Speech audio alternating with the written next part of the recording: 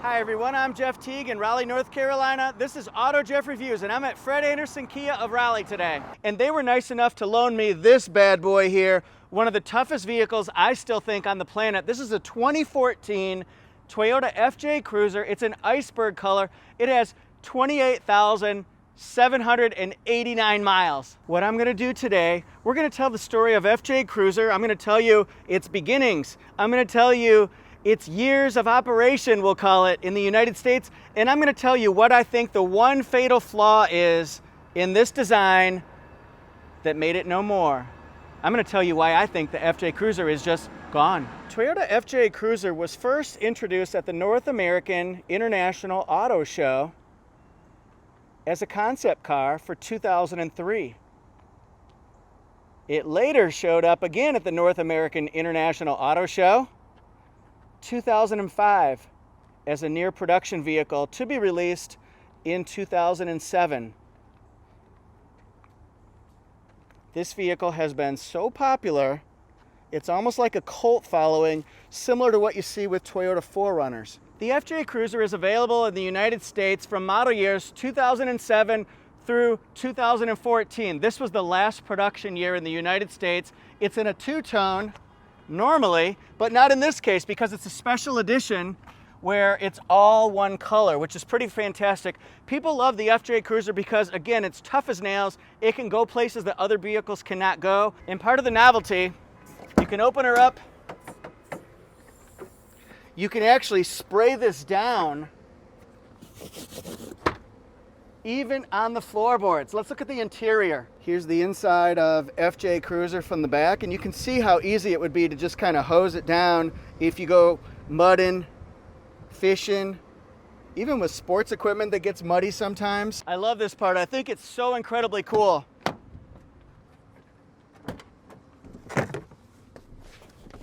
When you look inside, look at that. You can see right inside it.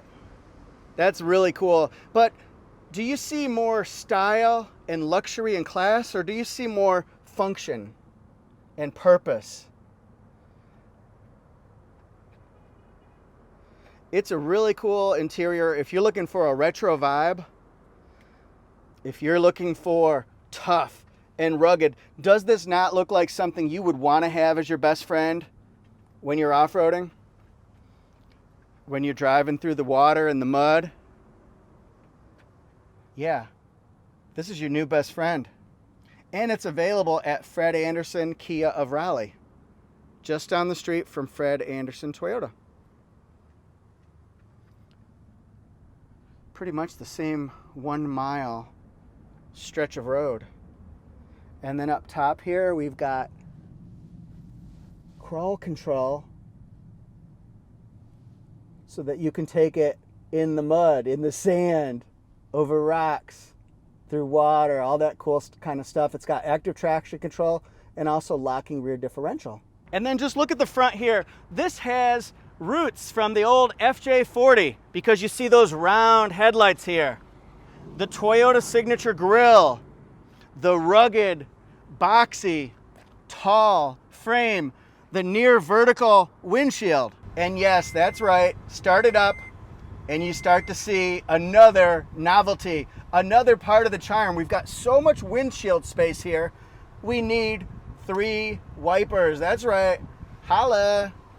Now I'm gonna take it on a drive up and down the road a little bit so you can see what makes this thing so special, but you can also see what I call the fatal flaw. So let's start off our drive by going over some specs. What's under the hood, engine performance. What makes this thing tick? FJ Cruiser's powered by a 4.0 liter V6 engine, 260 horsepower, and 271 foot-pounds of torque. It's matched with a 5-speed automatic transmission. You might recognize those numbers from our friend 4Runner. 4.0 liter V6 engine, 5-speed automatic transmission. I'd like to see these two side by side, racing down the trail, drag racing down the strip, headed for those mountain rocks and boulders and moguls and things like that. That would be fun. This is a vehicle that is going to be amazing. You're going to love having it. but you will notice there's going to be some road noise. There's going to be some engine noise while you're driving in it. That's just part of what FJ Cruiser is. You know what you're getting. In other words, as people would say, I know what I got. Part of the reason why I love this vehicle is part of the reason for its fatal flaw. Reminds me of a Dateline NBC episode where you're like, everything seemed fine until it all went wrong after the break, right? So here's the deal. The front half of the vehicle has fantastic visibility. You have one of the biggest windshields I've ever seen in a vehicle. It's nearly vertical, which is just a novelty in itself. You see extremely well. Got these handles here to grip onto, right? Excellent visibility out this window here. This is where it all goes wrong, because this vehicle is going to be great for the off-roaders, the overlanders who want to take it on the trails and through the rivers and things like that, right? But your daily drivers, how are they going to do when they have to park this vehicle in a tight parking spot, or back it up in school, or a parking structure at work? The blind spots are not good at all in the back. What I see in the back quarter panel, and even with the spare tire, you can see out the back, lots of things that block our vision.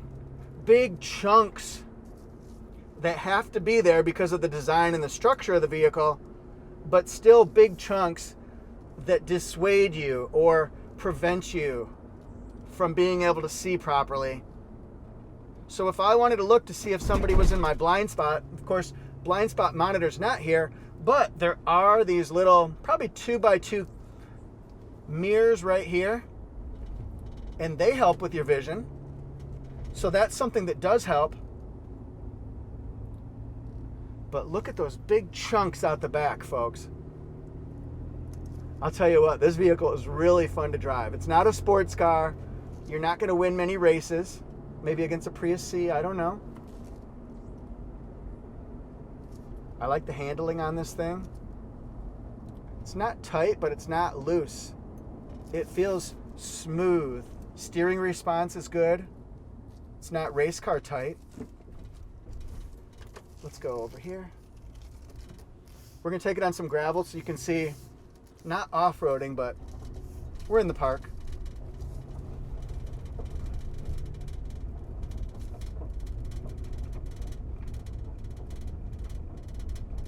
And then we're going to back it up. This thing has, right here in the mirror, it's got probably a 2x2 square that's a good backup camera for what it was back in 2014. Shows up right here. Still, it's bright, but it's hard to see. Now, if I'm backing up, I just can't see. I can see out that window just a little bit, but it tightens up into a sliver. So see, I'm kind of flying blind, you guys. So I ask you, for a daily driver, for the moms and dads who want to just take this through carpool and back things up and get into your driveway and back it out of your driveway, is this really going to be a vehicle that you're going to choose unless you absolutely have to have an FJ Cruiser? I feel like the off-roading market still going strong. There's huge demand, gigantic demand, right? There is huge demand. People want these used vehicles here. By the way, 2014 with 28,791 miles on it. Of course they're going to want it. And people are paying premiums to get this vehicle. I mean, look at this display right here, this gauge cluster. It's fantastic. It can tell you the angle that you're going at, the compass. Very cool stuff.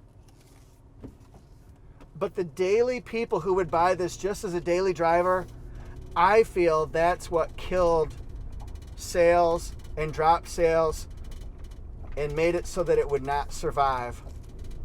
FJ Cruiser died an unglamorous death back in 2014. It still lives on with the pre-owned vehicles. Like I said, crazy demand.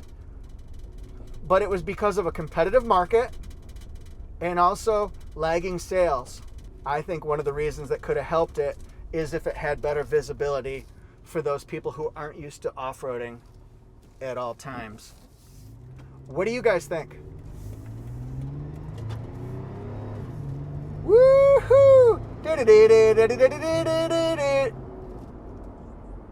Now, would you rather see the Duke boys, Bo and Luke Duke, running from Boss Hogg and Roscoe P. Co-Train with Flash? Get in your truck, Flash, coo, coo, coo.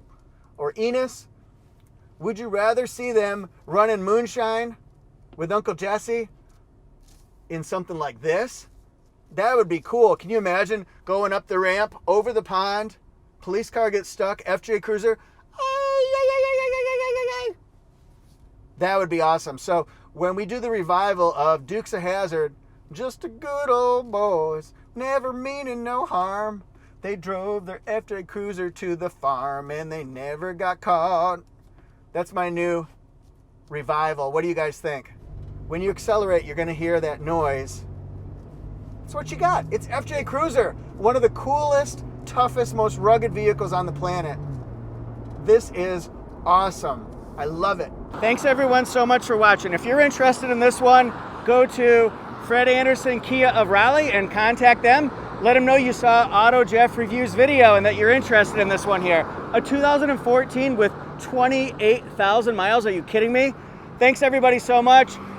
Feel free to send me a video idea at autojeff.com or Instagram AutoJeff Reviews, or leave a comment. What do you want me to tell the story of next? On AutoJeff Reviews, every car has a story.